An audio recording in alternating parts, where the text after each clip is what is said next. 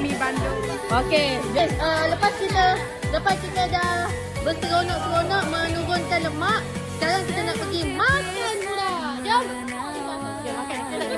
Kita nak pergi makan pula. So nak pergi makan kat mana ni bos kita? Bos nak makan mana? Jom kita cari tengok. Go. Awak nak makan kat mana semua? Buka kat sizzling. Ada ke? Okey, jom kita makan.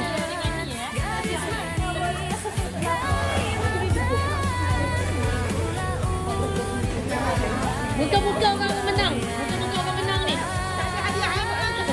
Yang kalah mesti ada. Yang kalah mesti menang. Buang nempel. Buang. Oh, no.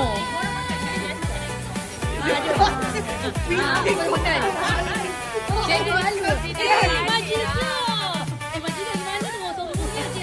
Kita dah sampai destinasi kita. Kita nak makan dekat kafe ni. Okey, dekat kafe ni Port Black. Apa tak? Dapat. Okey, jom. Tu mak pemandu ni sekarang pergi Port Black Cafe. Okey, let's go. Jom. Okey, buka dalam pintu saya nak masuk. Ish, sini. Okey, let's go.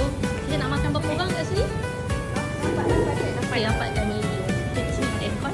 Boleh duduk. Dapatkan meja, please. Sure, kuat tak? Sure, makan meja. Ada meja apa? Dekat depan restoran paling hitam tu. Okey, tu dah dengan saya lagi. Jom. Cuba tak tempat duduk. Sila duduk. Kita duduk. Benda saya rasa dia biasa pandai. Ni menu makanan kita. Tana. Majidah.